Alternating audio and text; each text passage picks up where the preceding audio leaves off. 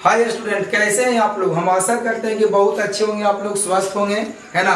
तो हम स्वागत करते हैं आप लोग को अपना YouTube channel top study bye उत्तम सर में। आप लोग को हम इस वीडियो में क्लास 10th का जो गद्यखंड होता है और जो चैप्टर उसमें आते हैं उनका लेखक कौन होते हैं उनके बारे में आप लोग को आज एक कदम धाकसू ट्रिक के साथ आप लोग को हम बताएंगे। और आप लोग को हम वादा करते हैं कि एक बार अगर आप ये देख लेंगे तो आप कभी भी नहीं भूलेंगे। तो इस वीडियो में आप लोग को हम गद्यखंड के बारे में बताएंगे, है ना, और इसके अगला वाले वीडियो में आप लोगों को काव्यखंड के बारे में बताएंगे। लेकिन उससे पहले ये वीडियो आप लोग को अच्छा लगेगा तो आप लोग पहले कमेंट्स में बताएंगे कि हाँ सर ये वीडियो आपको हमको पसंद आया, हम ये वीडियो देखें तो हमको सारे का सारा याद हो गया, तभी आप लोग को हम अगला वीडियो देंगे। ठीक है, तो चलिए हम लोग चलते हैं चैप्टर पर, है ना, कि पहला चैप्टर क्या बोलता है। यानी पहला इसमें है श्रम विभाजन और जाति प्रथा। श्रम का मतलब क्या होता है, काम, है ना, काम, या तो श्रम का मतलब होता है क्या, मेहनती, है ना।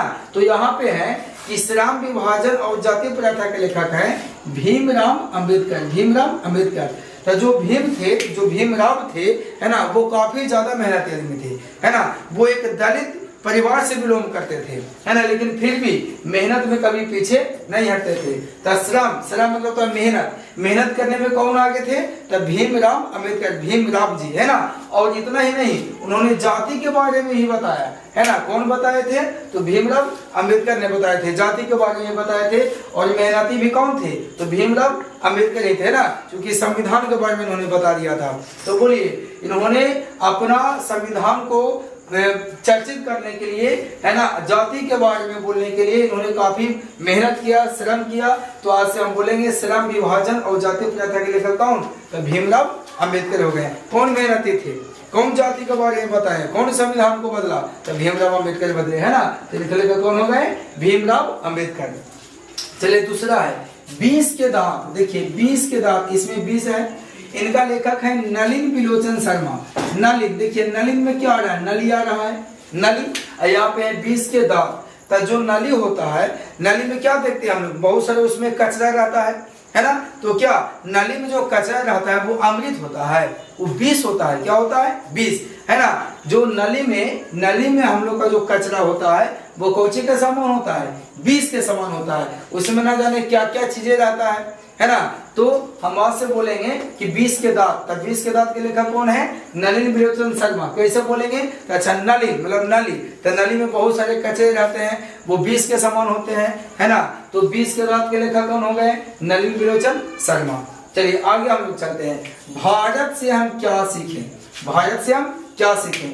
इनका लेखक है मैक्स मूलर। देखिए मैक्स। तो देखते हैं जो भारत के जो लोग होते हैं मैक्सिमम लोग वो सीखने का प्रयास करते हैं। देखिए, है ना, यानी भारत के मैक्सिमम लोग सीखने का प्रयास करते हैं। तो बोलिए भारत से हम क्या सीखें के लेखक कौन हो गए, मैक्स मूलर। यानी भारत के मैक्सिमम लोग जो होते हैं, मतलब ज्यादातर लोग क्या होते हैं, सीखने का प्रयास करते हैं। हम भी अभी सीख ही रहे हैं। हम जो कुछ सीखते हैं, जो कुछ पढ़ते हैं, आप लोग को हम देने का प्रयास करते हैं। ये हम नहीं करें कि हम बहुत ज्यादा विद्वान हो गए, लेकिन अगर तनी सा भी हम सीखते हैं तो आप लोग को उतना देने का हम प्रयास करते हैं। तो कहाँ से सीख रहे हैं, भारत से सीख रहे हैं, इंडिया से सीख रहे हैं, है ना। तो देखिए मैक्सिमम लोग भारत से सीखने का प्रयास करते हैं। तो बोलेंगे भारत से हम क्या सीखेंगे, लेखक कौन, तो अच्छा भारत से लोग सीखने का प्रयास करते हैं, मैक्सिमम लोग। मैक्स मतलब मैक्स मूलर। तो भारत से हम क्या सीखेंगे, लेखक कौन हो गए,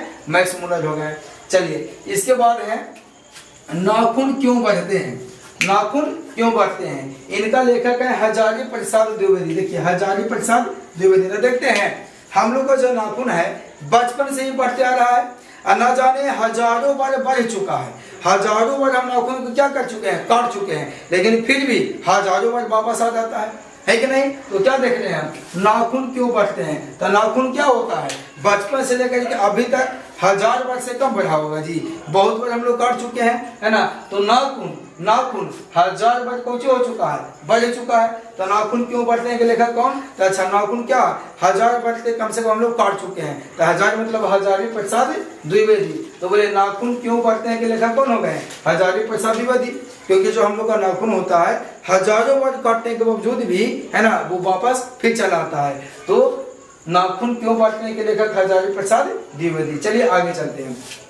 नागरी लिपि देखिए, नागरी लिपि में नगर आ रहा है, नगर है ना, नगर आ रहा है। इनका लेखक है गुणाकार मूल्य, तो गुना गुना। तो देखिए नगर का मतलब क्या होता है, ऐसे मान के चलिए शहर।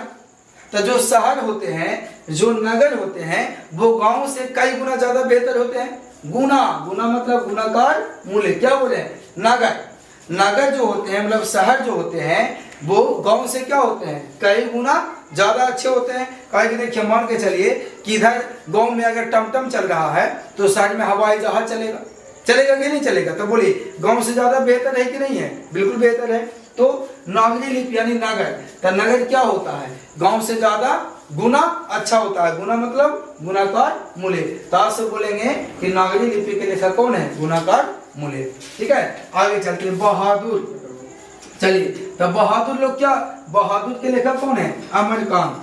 तो जो बहादुर लोग होते हैं वो क्या होते हैं, अमर होते हैं। अमर मतलब क्या बोलिएगा, अमरकांत। तो आज से बोलेंगे बहादुर के लेखक। अच्छा, जो बहादुर लोग होते हैं वो अमर होते हैं। तो अमर मतलब अमरकांत। देखते हैं, जैसे कहने का मतलब हमारा जब देश जब आजाद न हुआ था तो बहुत लोगों ने इनको क्या किया, आजाद दिलाया। जैसे महात्मा गांधी, सुभाष चंद्र बोस, ये लोग जो थे है ना, मरने के मर गए, लेकिन आज भी हमारे दिलों में क्या है, जिंदा है। ये सब बहादुर नहीं थी, आज भी हमारे दिलों में जिंदा है, मतलब अमर है। इनका नाम मरने का मर गए, लेकिन इनका नाम क्या है, अमर है। तो बहादुर थे तब ना आज भारत को आजाद करवाया। मरने का मर गए लेकिन फिर भी क्या हो गए, अमर हो गए। तो जो बहादुर लोग होते हैं वो क्या होते हैं, अमर होते हैं। तो बहादुर के लेखक कौन हो गए, अमरकांत हो गए। ठीक है, तो बच्चों कमेंट्स में आप लोग बताते रहेंगे आपको ये वीडियो कैसा लग रहा है, क्या इतना याद हो चुका है। आप लोग जल्दी जल्दी जो कमेंट्स में यस लिखेंगे, अगर याद होगा तो आगे चलिए। परंपरा का मूल्यांकन, देखिए परंपरा, इनका लेखक है रामविलास शर्मा, रामविलास शर्मा। तो जो परंपरा का मूल्यांकन, परंपरा का मतलब क्या होता है, परंपरा का मतलब जो प्राचीन से ही चलते आ रहा है, प्राचीन का मतलब शुरू से ही जो चलते आ रहा है उसको परंपरा बोलते हैं।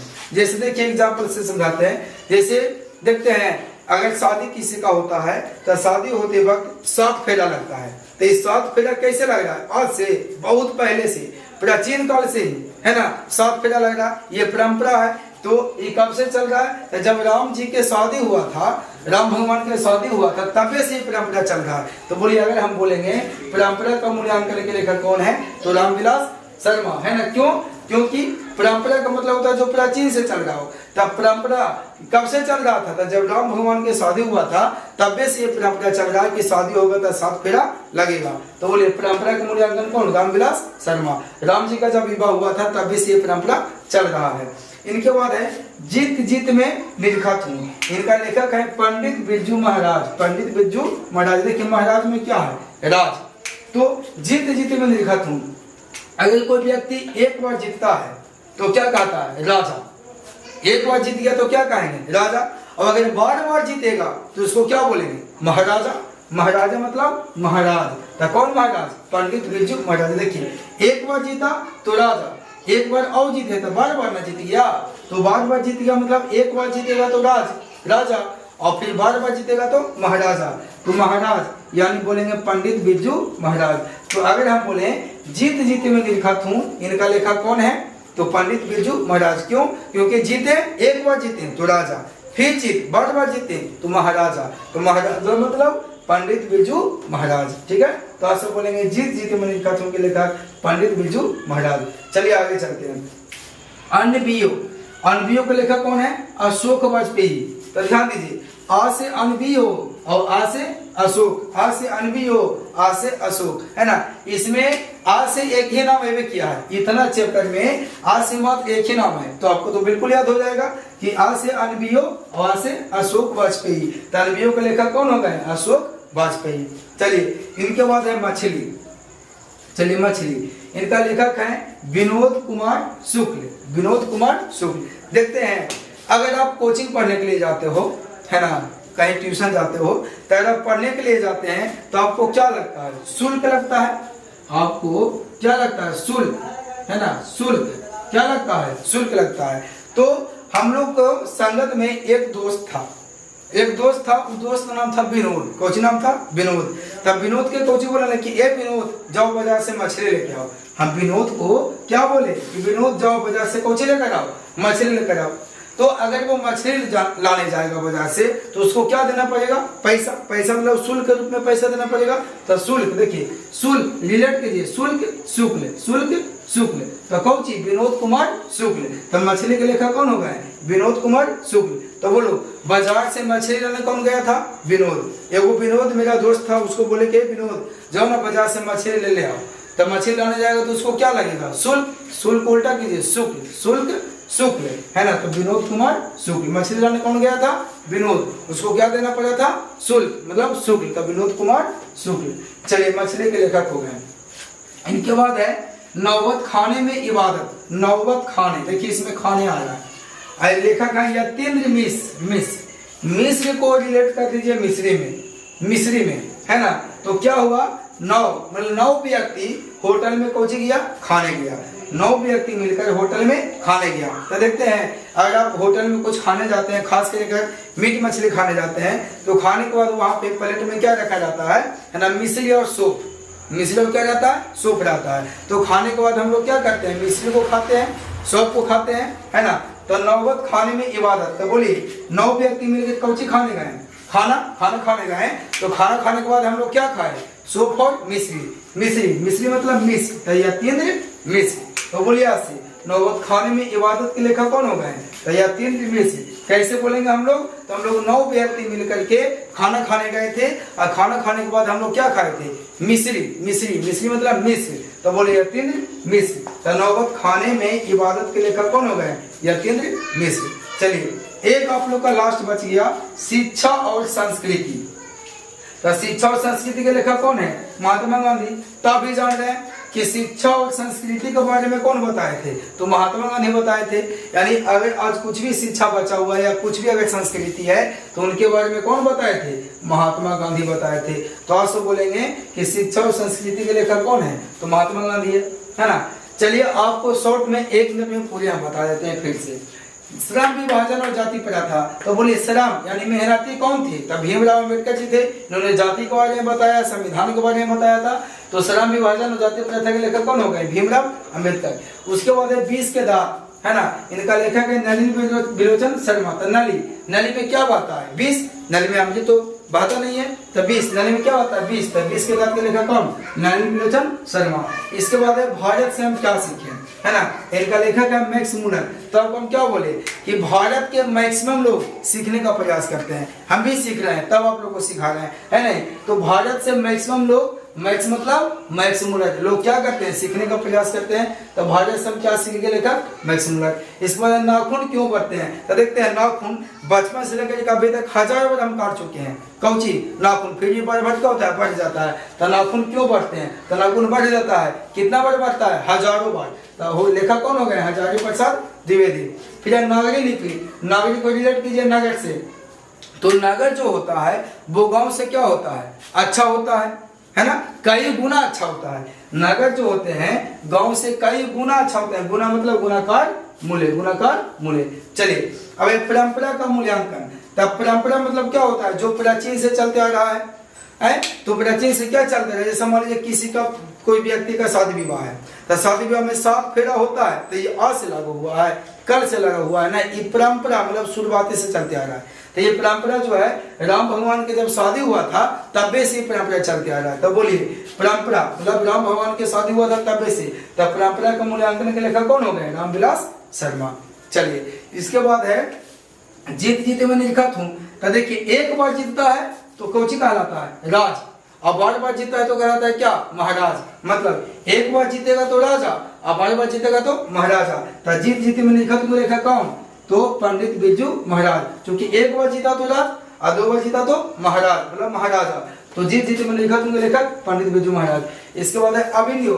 आज से अभिनयो और आज से अशोक वाजपेयी। आज से नाम है ना। इसके बाद है मछली। तो हम किसको बोलते हैं मछली लाने के लिए? विनोद के। ए विनोद जो ना बाजार से 1 केजी मछली लेके आओ, है ना। तो मछली खरीदेगा तो उसको क्या देना पड़ेगा? शुल्क। शुल्क को डिनोट कीजिए, रिलेट कीजिए शुक्ल से। तब विनोद को बोले थे मछली लाने जाओ, तो उसको शुल्क देना पड़ेगा। शुल्क मतलब शुक्ल, तब विनोद कुमार शुक्ल मछली के लेकर।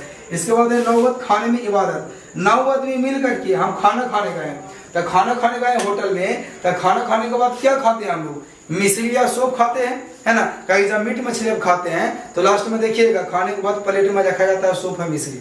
तो खाना खाने के बाद खाते हैं कि नहीं, तो मुंह से महक नहीं आवे। तो हम लोग 9 आदमी मिलकर खाना खाने गए थे, तो उसके बाद क्या खाए थे? मिश्री मतलब मिश्र या तीन मिश्र। लास्ट है आपका शिक्षा और संस्कृति।